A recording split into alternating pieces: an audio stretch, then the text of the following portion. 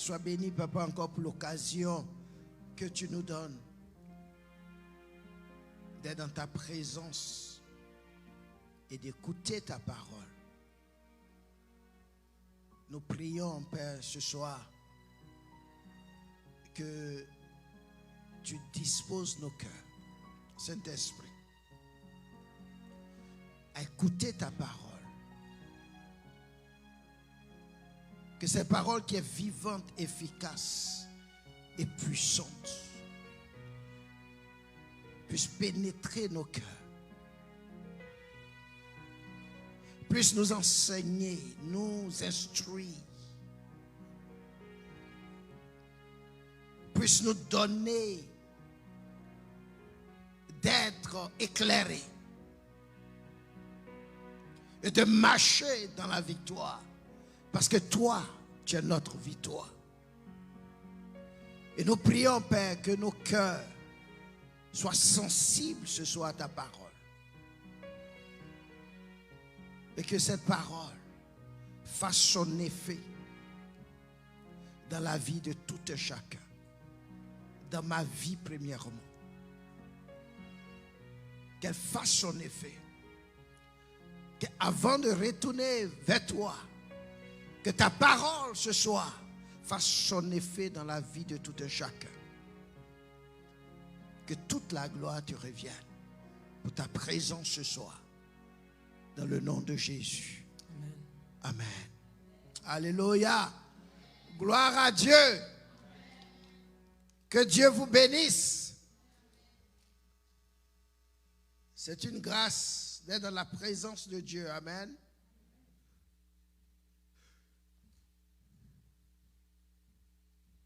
Vous avez les salutations du couple pastoral. Amen. Et nous bénissons Dieu pour la retraite Esther qui s'est passée ce week-end. Amen. Pour la manifestation de la puissance de Dieu dans la vie de nos sœurs et dans notre vie dans l'Église. Amen. Ce soir, nous allons parler d'un sujet qui est aussi intéressant parce que nous sommes dans les vacances, n'est-ce pas, où l'église est quasi vide. Beaucoup sont en vacances, beaucoup voyagent. Et ce soir, le Saint-Esprit me met à cœur de nous mettre en garde contre les dangers des vacances spirituelles. Parce que quand nous prenons des vacances, nous sommes souvent tentés d'être loin de la présence de Dieu. Mais il y a un danger à cela. Et l'Esprit de Dieu veut nous parler ce soir afin que nous soyons équipés pour avoir de très bonnes vacances. Nous allons ouvrir la Bible dans le livre de 2 Samuel, le chapitre 11. C'est une histoire que chacun de nous ici connaît très bien. L'histoire du roi David.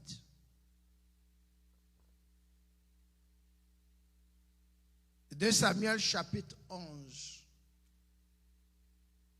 En principe, on devait lire tout le chapitre, mais pour gagner du temps, nous allons prendre des séquences dans ce chapitre et nous allons voir les dangers des vacances spirituelles.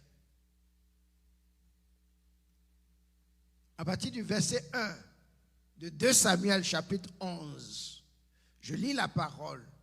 L'année suivante, au temps où les rois se mettaient en campagne, David envoya Joab avec ses serviteurs et tout Israël pour détruire les fils d'Ammon et pour assiéger Rabat. Mais David resta à Jérusalem. Verset 2. Un soir, David se leva de sa couche et comme il se promenait sur le toit de la maison royale, il aperçut de là une femme qui se baignait et qui était très belle de figure. David fit demander qui était cette femme. Et on lui dit, n'est-ce pas Bathsheba, fille d'Eliam, femme d'Uri, le Héthien. Et David envoyait des gens pour la chercher. Elle vint vers lui et il coucha avec elle. Après s'être purifiée de sa souillure, elle retourna dans sa maison. Nous allons nous arrêter sur ces 4 versets. Nous pouvons lire tout le chapitre. Et si on poursuit le chapitre jusqu'à la fin, la Bible dit que ce que David avait fait déplut à l'Éternel. Au verset 27.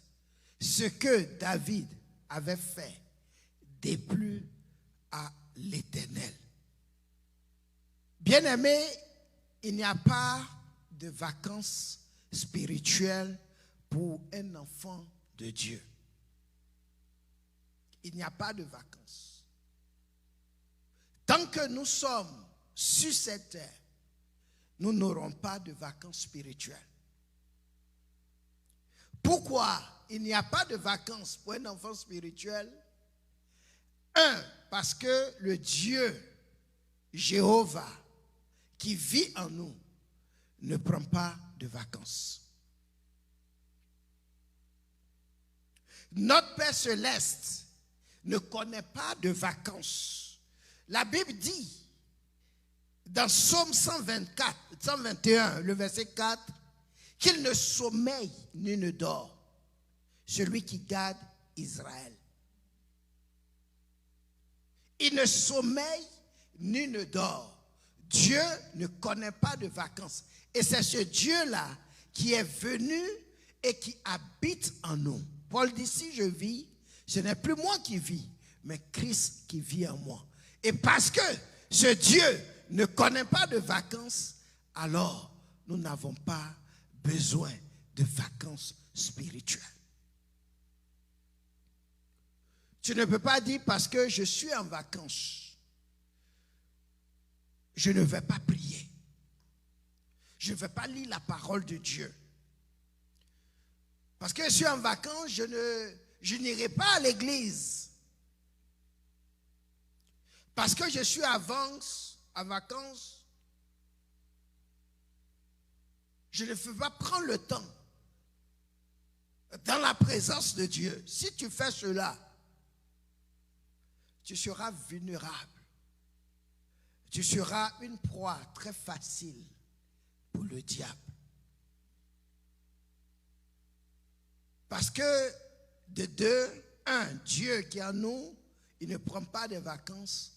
Et de 2, le diable lui-même ne prend jamais de vacances. La Bible dit, dans 1 Pierre 5, verset 8, il dit, soyez sobres, veillez. Votre adversaire, le diable, rôde comme un lion rugissant, cherchant qui il dévorera. Soyez sobres. Le mot sobre veut dire quelqu'un qui est dépouillé, quelqu'un qui est sans excès, sans luxe, quelqu'un qui est mesuré, qui est modéré, qui est discret. En d'autres termes, c'est quelqu'un qui est vigilant, qui est prudent et qui est sage. Donc, bien aimé, le diable ne connaît pas de vacances. Et parce que notre adversaire ne prend pas de vacances, nous aussi non plus, nous ne devons pas prendre de vacances. Vacances spirituelles, bien sûr. Sinon, moi-même la semaine prochaine, je vais prendre des vacances. La semaine prochaine, je serai en vacances. Mais je parle des vacances spirituelles. Même quand tu es en vacances, spirituellement, tu n'es pas en vacances. Et c'est très important.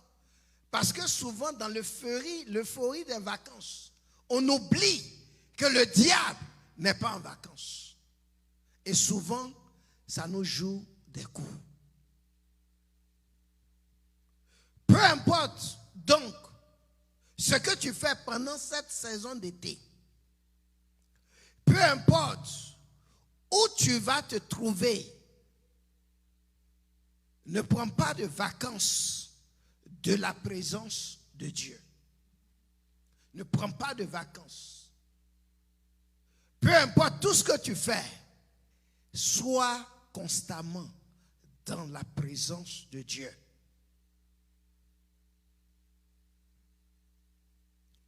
Il faut toujours qu'il y ait cette connexion entre toi et ton Dieu. Il faut que tu sois toujours en alerte. Sois sobre et surtout veille sur tes yeux. Veille sur ta bouche. Parce qu'en vacances, on dit beaucoup de choses. On voit beaucoup de choses. Veille sur tes oreilles. Veille sur tes pensées. Veille où tu mets les pieds. Ce n'est pas parce que tu es en vacances, tu vas aller dans n'importe quel lieu. Tu dois veiller où tu vas. Très, très important. Tu dois veiller sur ce que tu manges. Parce que tu peux être en vacances et tu peux t'enivrer, par exemple. Donc tu dois faire très attention. Le Saint-Esprit ce soir veut simplement nous mettre en garde sur les vacances spirituelles.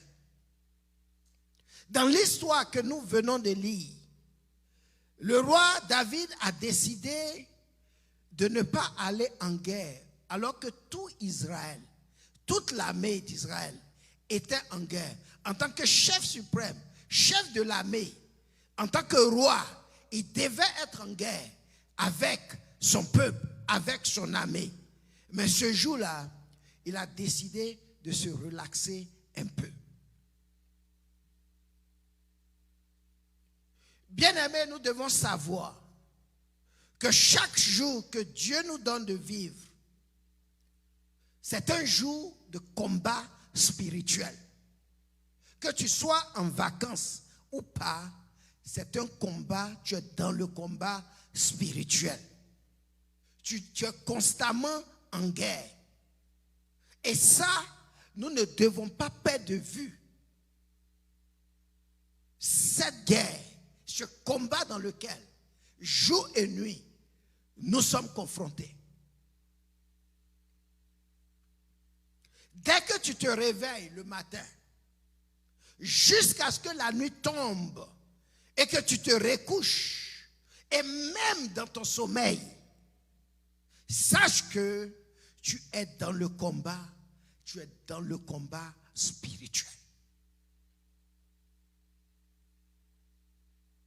C'est pour cela, parce que Dieu sait que nous sommes dans un combat permanent, spirituel permanent.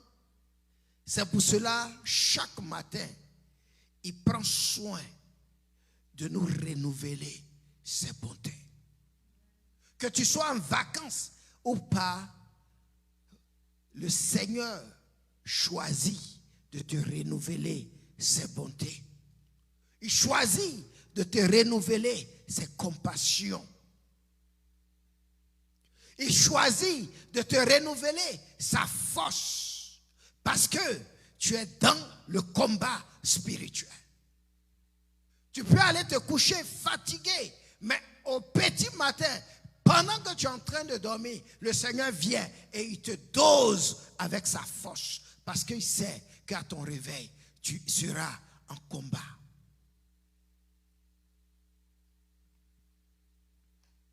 nous ne devons pas perdre de vue ce combat spirituel dans lequel nous sommes constamment. Le Seigneur sait, par exemple, que mon frère Teddy aura besoin de la vérité pour combattre le mensonge dans la journée. Donc, qu'est-ce qu'il fait? Il va lui donner ses bontés. Et dans ces bontés-là, il va lui donner une dose de vérité. Pour que quand le diable va venir lui suggérer ces mensonges, il soit bien équipé pour affronter le diable sur ces mensonges.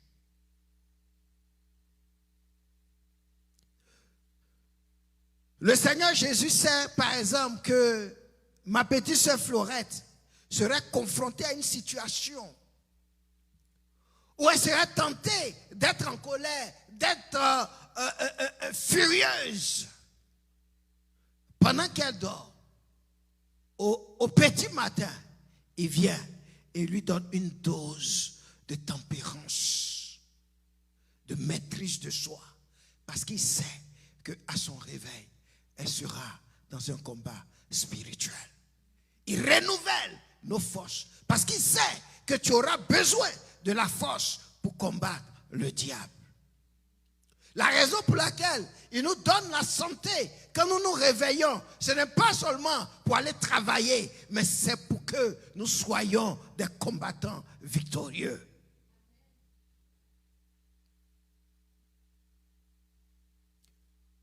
Et si quand tu te réveilles et que tu te dis, oh merci Seigneur, c'est parce que Dieu vient de t'équiper pour affronter toutes les ruses du diable pendant le jour.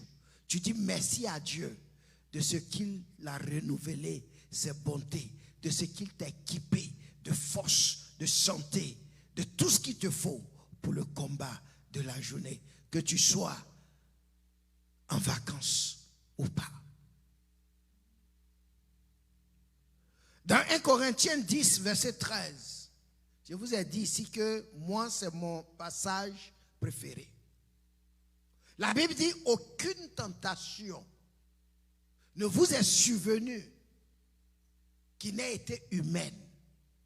Et Dieu qui est fidèle ne permettra pas que vous soyez tentés au-delà de vos forces.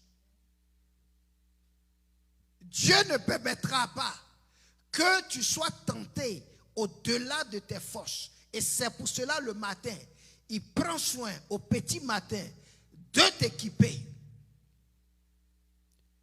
Et il va s'assurer en journée que quoi que le diable fasse, qu'il ne dépasse pas tes limites. Il ne dépassera pas tes limites.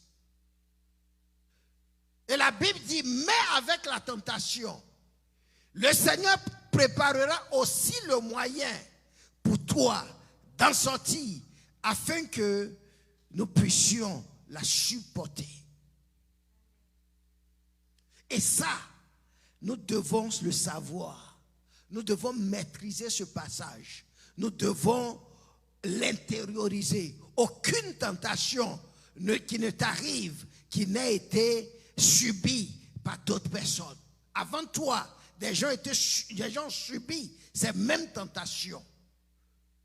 Mais Dieu est fidèle, il ne permettra pas que tu sois tenté au-delà de ta force. Et si la tentation venait à ton niveau, c'est parce que Dieu a confiance en toi. Et il va préparer le moyen pour toi de pouvoir la supporter et de sortir victorieux, de sortir victorieuse.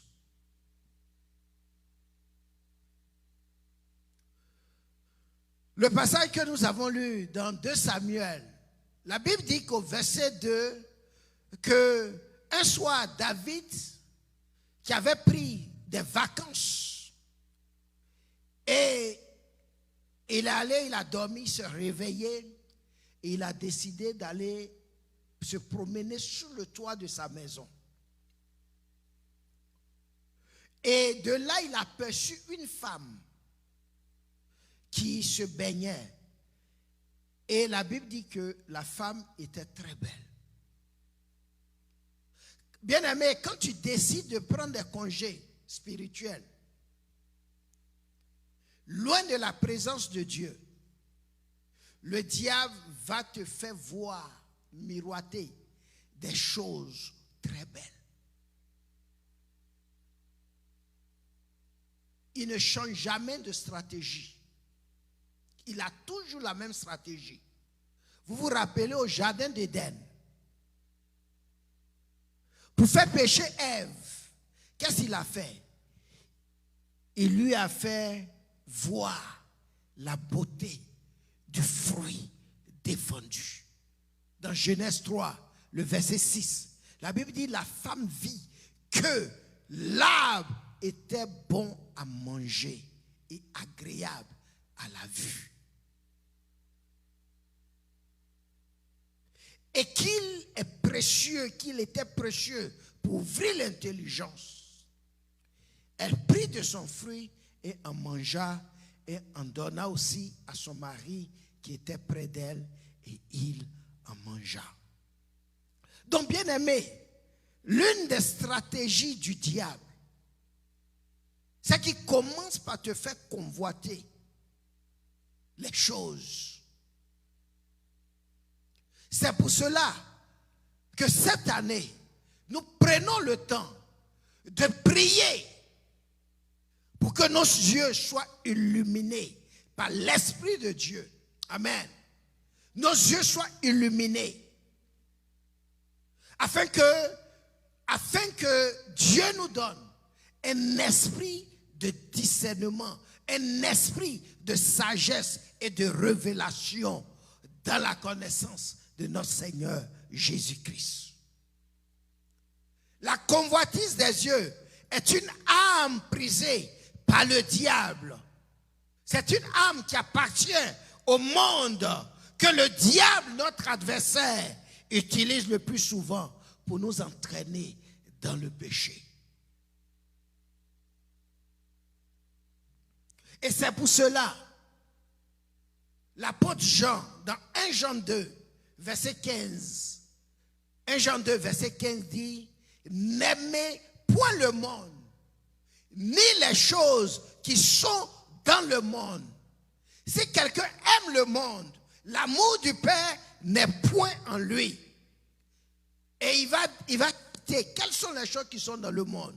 Il dit qu'à tout ce qui est dans le monde, la convoitise de la chair, la convoitise des yeux et l'orgueil de la vie ne vient point du Père, mais vient du monde. Alléluia. La convoitise de la chair et la convoitise des yeux. Ça, c'est deux choses différentes. Dieu permet un jour, nous allons détailler, nous allons voir la différence. Qu'est-ce qu'est la convoitise de la chair et qu'est-ce qu'est la convoitise des yeux? Amen. La Bible dit que la convoitise des yeux vient du monde. Ça ne vient pas de Dieu.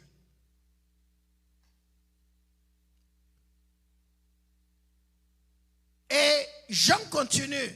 Il dit, et le monde passe, et sa convoitise aussi. Mais si celui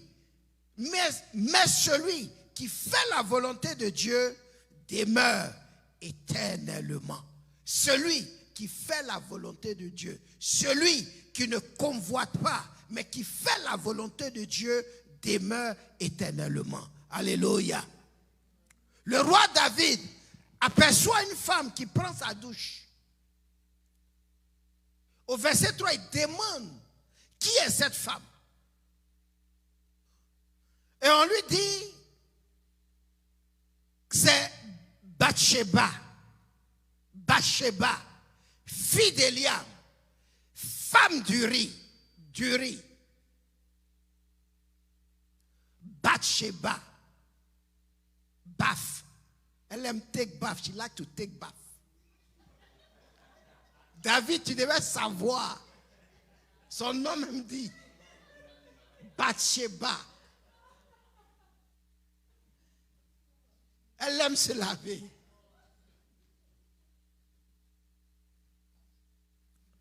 Mais on dit c'est la femme du riz. On a précisé à David, on dit c'est la femme du riz, le Hessien. David aurait dû arrêter sa convoitise là. Parce que c'est une femme mariée. C'est une femme mariée. Et s'il continue, ça devient donc l'adultère. Et lui, David, il sait que l'adultère est condamné par Dieu. Et chez les Juifs, l'adultère est condamné. Si on te prend en flagrant délit d'adultère, vous savez ce qu'on te fait. On te lapide à mort. Et toi, en tant que David, en tant que roi, tu devais savoir cela. Qui est cette femme? On dit c'est Bathsheba, la femme du riz. Là, il devait arrêter sa convoitise.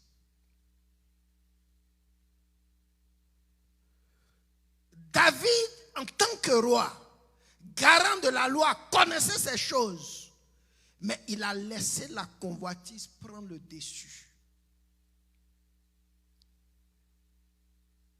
Mais vous savez, la convoitise, c'est un appât.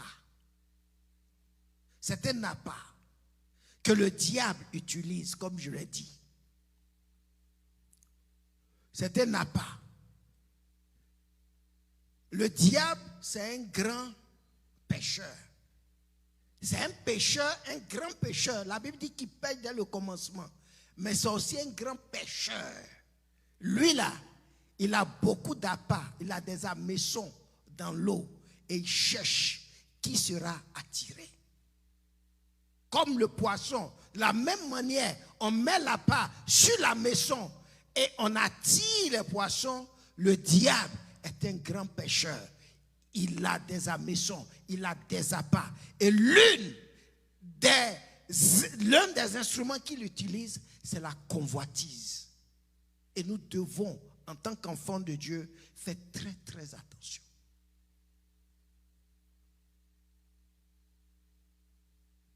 C'est un grand pécheur. Il a toujours son hameçon avec l'appât dans l'eau. Cherche qui ça va attirer. C'est pourquoi l'apôtre Jacques nous met en garde contre la convoitise. Et ce soit l'Esprit de Dieu te met en garde, me met en garde contre la convoitise. Il dit dans Jacques 1, verset 13, il dit que personne, lorsqu'il est tenté, ne dise c'est Dieu qui me tente. Car Dieu ne peut être tenté par le mal. Et il ne tente lui-même personne. Mais chacun est tenté quand il est attiré, amoché par sa propre convoitise. Puis la convoitise, lorsqu'elle est conçue, enfante le péché. Et le péché étant consommé, produit la mort. Nous devons faire très attention. Tout commence par la convoitise. Est-ce que quelqu'un ici est tenté à faire le mal? Est-ce que quelqu'un qui m'écoute, soit sur les réseaux sociaux en direct, est-ce que tu es tenté de commettre le mal? Tu es tenté de mentir pour te sortir d'affaires?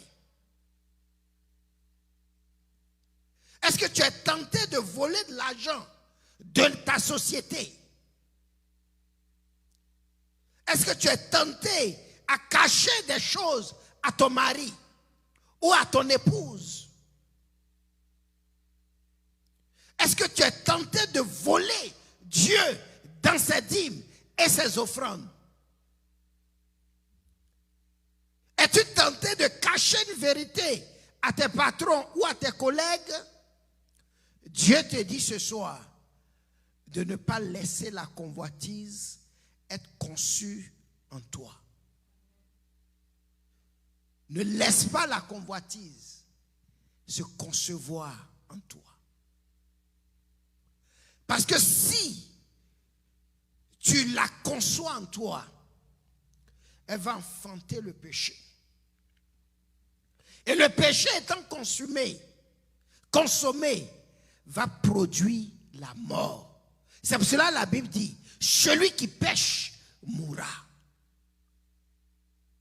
Et Jacques prend donc le temps de nous donner les étapes. Comment on arrive à la mort? Tout commence d'abord par la convoitise. Ève avait été tentée dans le jardin d'Éden, comme je vous ai dit, par sa propre convoitise. Elle a vu que l'arbre était bon à manger et agréable à la vue. Elle aurait dû s'arrêter là. Elle aurait dû arrêter l'écoulement, l'hémorragie, là. Mais elle a laissé la convoitise concevoir en elle. Et quand la convoitise a été conçue en elle, alors elle a pris le fruit. Là encore qu'elle a pris le fruit, elle aurait pu s'arrêter là. Ça n'aurait pas fait d'effet, n'est-ce pas? Tu peux prendre le fruit. Mais arrête-toi là, n'est-ce pas, Ève? Mais Ève ne s'est pas arrêtée là. La Bible dit qu'elle a pris le fruit et elle a mangé. Et son mari était à côté, elle lui a donné. Lui aussi, il a mangé. Et ils ont enfanté le péché. Et aujourd'hui, nous connaissons toutes les malédictions qui ont accompagné ce péché. La Bible dit qu'ils étaient morts, séparés de Dieu. Parce que le péché produit la mort. Mais tout est parti de la convoitise. Elle a vu que le fruit était agréable à la vue. David a vu la femme se baigner.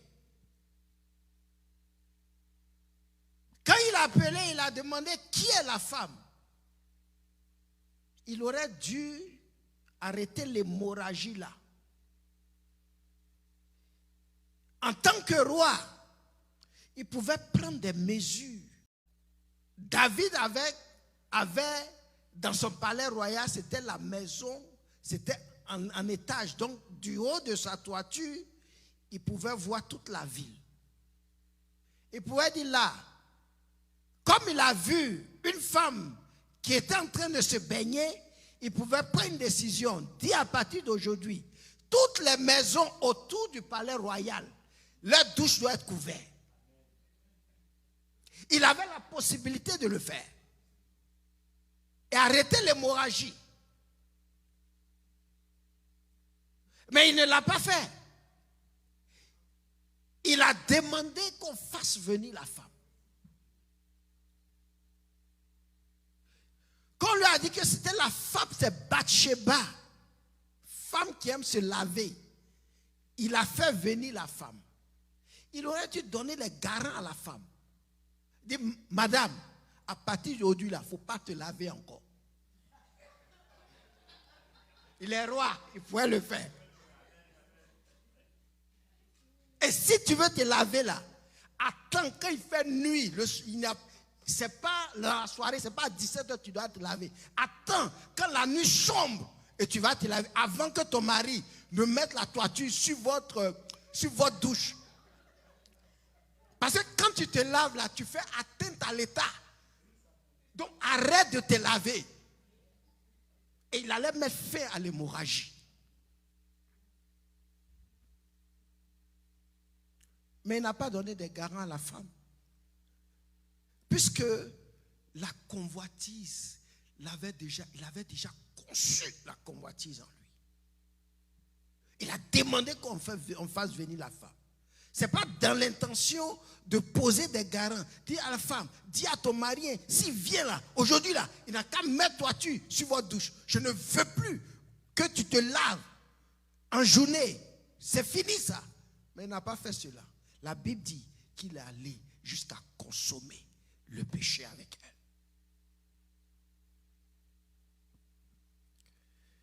Et vous connaissez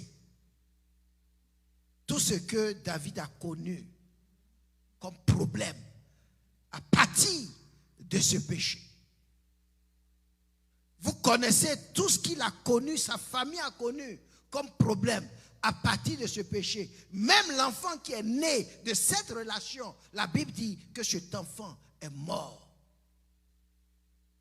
Le pauvre Uri, qui n'a rien vu dans tout ça là, le pauvre, il a connu la mort. Si vous lisez l'histoire, vous allez voir comment le péché entraînait d'autres péchés dans la vie de David jusqu'à ce qu'il soit devenu meurtrier. Il a dit à Joab, d'abord il a appelé Uri, il dit, il a envoyé une lettre à Joab. Il dit, fais-moi venir Uri. Uri est venu. Il dit, mais comment ça se passe là-bas? Il dit, ça se passe très bien, on combat. En tout cas, on est dans la victoire là-bas. Il dit, hey, Joab même, il est fort, en tout cas, il tient. Ok. Voilà, toi, je vais te donner un congé aussi. Tu vas aller en vacances. Tu vas aller en vacances. Va, lave-toi. Va à la maison. Ne va plus à la guerre. Et va à la maison. Souvent, le gars, est-ce que le gars t'a dit qu'il veut congé? Il veut être en vacances? Il est en train de combattre l'armée de l'Éternel. Et Uri, c'est quelqu'un qui est intègre. C'est quelqu'un qui est loyal. Il dit, va à la maison. Va te laver. Pourquoi? Parce qu'il a conçu le péché et maintenant, il voulait couvrir son péché. Son plan d'action, c'était que Uri vienne rapidement coucher avec sa femme. Et comme ça, le bébé là, on allait dire que c'était le bébé d'Uri. Dieu se connaît. Combien d'hommes n'élèvent pas les enfants dont ils ne sont pas les pères biologiques? Si Uri avait couché là, l'enfant là, il a dit, oh mon chouchou, mon bébé, alors que c'est même pas son enfant. Il a l'élevé. C'était l'enfant du roi, c'était un prince. N'est-ce pas? Que Dieu nous aide. C'est pour cela que nous, chez nous, les Hébreux là, on n'hérite pas du côté de l'homme. Jamais. On hérite toujours du côté de la mère.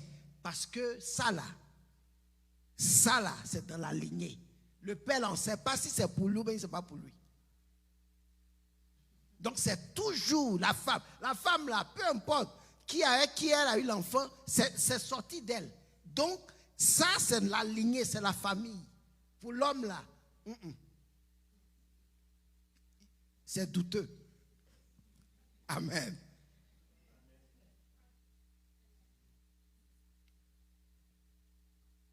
Il a fait venir Uri. Il dit, va à la maison, lave-toi. Et en plus de ça, il lui a donné des présents. Il a donné peut-être des grosses bouteilles de bière, de vin, et la nourriture du roi. Uri m'était étonné. Pourquoi le roi est gentil comme ça et moi aujourd'hui? Qu'est-ce que j'ai fait même? Mais Uri, comme c'est quelqu'un qui est loyal, la Bible dit qu'il n'est pas allé à la maison. Il est allé se coucher à la porte. Il s'est couché là. Tous ceux qui apportaient les présents là, il dit, dépose nous, tu vas manger ici. Je ne vais pas à la maison. Je ne peux pas. Déposons à manger ici, je vais dormir ici. Et il a mangé, il a dormi. Le matin, on a dit au roi, tu sais qu'Uri n'est pas parti à la maison. Hein? Il dit, ah bon? Mais lui là, il veut me tuer. Hein? Ok, faites-le venir. Mais Uri, il dit, Uri, mais tu viens d'un voyage. Tu dois être fatigué. Je t'ai dit d'aller à la maison te reposer. Qu'est-ce qu'il y a? J'aime ce qu'Uri a dit. Lisons ce qu'Uri a dit. Quelqu'un de loyal. Amen.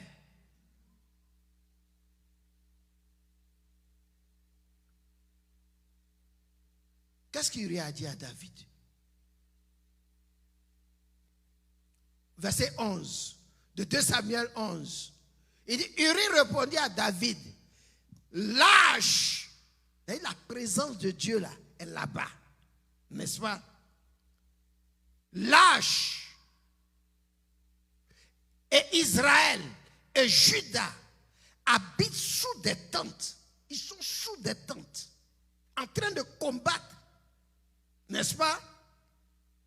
Mon Seigneur Joab, lui-même, et les serviteurs de mon Seigneur campent en rase campagne.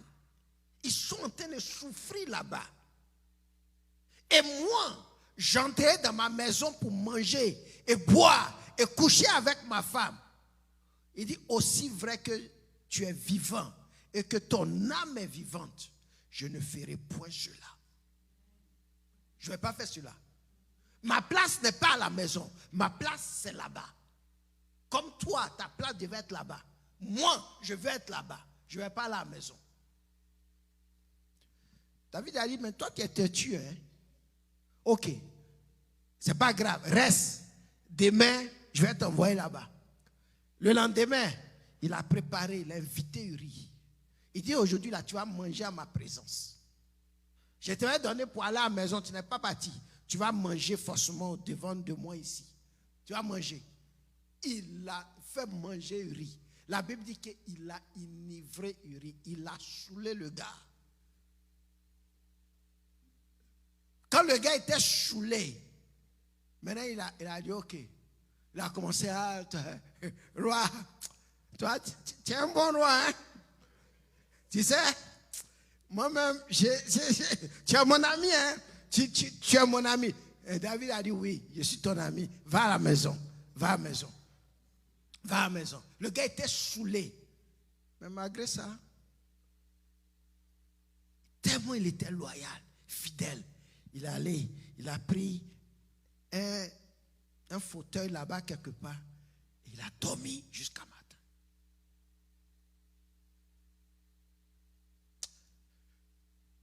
David a vu ça, il dit non, ce plan-là ne peut pas marcher. Afin que de le saouler là, lui là, il ne va pas être saoulé. Il a écrit une lettre à Joab. Et il a remis la lettre à Uri. Uri était porteur de son malheur. Message qu'il a pris pour aller donner à Joab là. C'était, il a dit à Joab, mets Uri, où c'est chaud là, le combat est chaud là, mets-le là-bas. Et quand vous le mettez là-bas là, hein, quittez à côté de lui. Laissez-lui se combattre les ennemis là-bas. Quittez, laissez-le là-bas. Comme ça, ils vont le tuer. Et c'est ce que Joab a fait. Il a mis Uri, c'était chaud. Uri, certainement David lui a dit, mais toi tu es un bon soldat, hein? Je t'aime bien. Tu combats très, j'ai appris, tu combats très bien. Mais va, combat, allez, retourne au front. J'aime ce que tu fais. Donc quand il est arrivé, lui aussi, il était en train de les tuer. Les gars l'ont abandonné, les gens l'ont tué. Ça a coûté la vie d'Uri. Pourquoi? La convoitise de David. Le pauvre Uri, il est mort à cause de sa femme.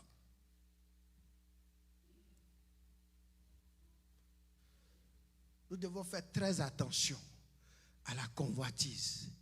La convoitise, quand elle est conçue, enfante le péché. Et le péché produit la mort.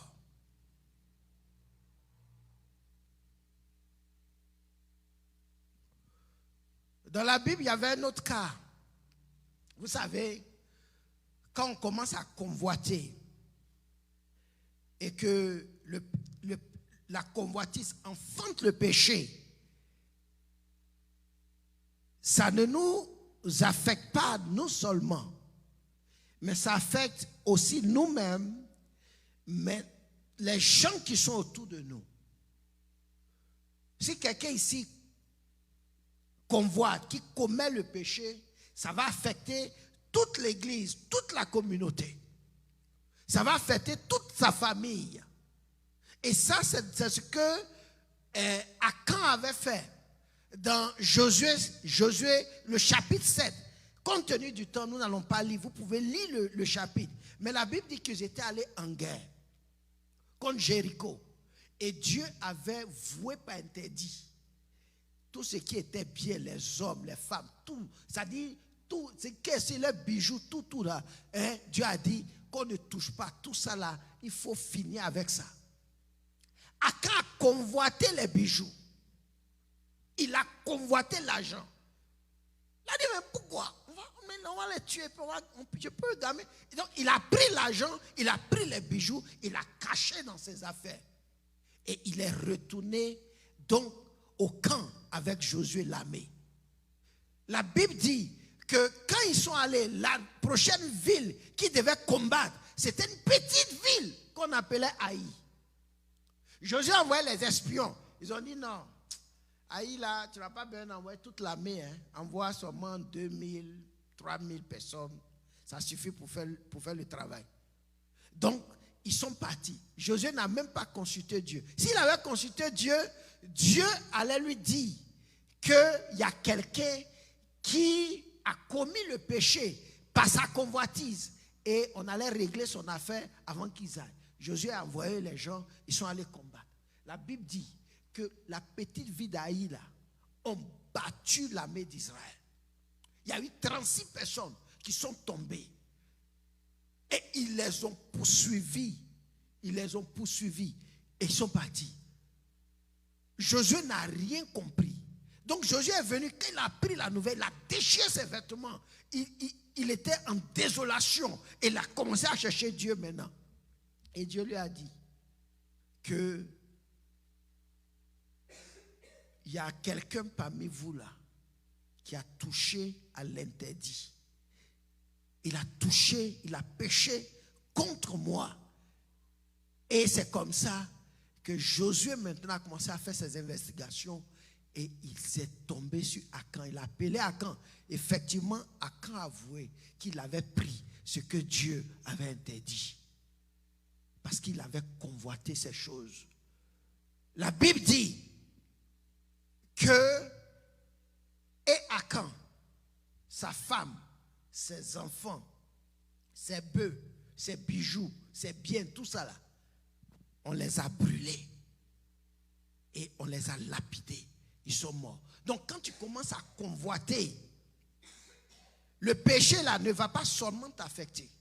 Ça va affecter des gens autour de toi. Ta famille, ton mari, ta femme sera affectée. Donc nous devons faire très très attention. Tout le peuple d'Israël était affecté par le comportement de David. Aujourd'hui, le monde a été affecté par le comportement d'Ève, la convoitise de Ève. Nous devons faire très très attention. Et c'est pour cela, Dieu nous met en garde. Tout part de la convoitise des yeux. Et nous devons faire très très attention. La convoitise doit être tuée dans l'œuf. Si nous la laissons se développer, elle va enfanter le péché et elle va entraîner la mort, la séparation d'avec Dieu. Elle va entraîner des maladies, des maux de tête, des nuits blanches. Donc, de grâce, que le Seigneur nous donne la victoire sur la convoitise. Fais très attention au danger des vacances spirituelles. Nous devons être constamment dans la présence de Dieu. En tant qu'enfant de Dieu, on n'a pas de vacances spirituelles. Parce que le diable, notre adversaire, rôde jour et nuit. Il cherche qui va dévorer. La Bible dit, comme je l'ai dit, au verset 27 pour terminer, la Bible dit que ce que David a fait déplut à l'Éternel. Quand tu commences à convoiter et que tu enfantes le péché, tout ce que tu fais déplaît à l'Éternel. Et notre goal, ce n'est pas que le Seigneur soit déchu de nous. Amen. Et nous devons faire très attention à ce que nous voyons, à ce que nous regardons. Nous allons nous tenir debout et nous allons prier. Alléluia. Donc peu importe où tu es, pendant ces vacances, fais tout pour que ta connexion avec Dieu soit on a good standing. Que rien ne vienne distraire ta connexion avec Dieu. Et c'est pour cela que Dieu t'interpelle aujourd'hui. Si tu es ici ce soir, peut-être tu es déjà entraîné, tu es déjà attiré à marcher par la convoitise. Tu es déjà devant, tu es sur le point d'enfanter le péché, ou tu as déjà enfanté le péché, tu peux demander pardon à Dieu. Dieu a dit à Josué, lève-toi et sanctifie le peuple. Sanctifie le peuple. Il y a de l'interdit au milieu de vous, Israël. Tu ne pourras pas résister à tes ennemis jusqu'à ce que vous ayez ôté l'interdit du milieu de vous. Et nous devons nous sanctifier. Ôter du milieu de nous l'interdit. Nous ne serons jamais victorieux. Tant qu'il aura l'interdit en nous, nous ne serons jamais victorieux. Tu vas prier ce soir. Le Seigneur ne parle pas en vain. Soit il t'avertit, ou tu es déjà dans la chose, tu es en train de convoiter. Fais attention, reviens sur tes pas et sanctifie-toi devant Dieu. Alléluia. Prions le Seigneur. Prie pour la parole que tu as entendue. Que le Seigneur te donne la force dont tu as besoin pour venir à bout de cette convoitise des yeux et de la chair. Parce que ce sont des choses de ce monde. Ce sont les choses de ce monde. Et celui qui pratique ces choses, l'amour du Père n'est point en lui. Oh Seigneur, nous prions ce soir que tu nous délivres de la convoitise des yeux. Que tu nous donnes de voir ce que toi tu vois. Donne-nous de voir ce que toi tu vois. Donne-nous la force pour combattre cet esprit de convoitise. Dans le nom de Jésus-Christ de Nazareth. Oh, bénis ton église. Que ton église soit une église victorieuse. Une église qui combat. Donne les armes spirituelles, Seigneur, à ton église pour venir à bout du diable, de l'adversaire qui rôde qui cherche, qui dévore. Dans le nom de Jésus-Christ de Nazareth. Que toute la gloire te revienne. Merci pour ta force. Merci pour ta force que tu nous donnes. Merci pour la victoire que tu nous as donnée. Que toute la gloire te revienne. Au nom de Jésus. Amen. Amen. Alléluia.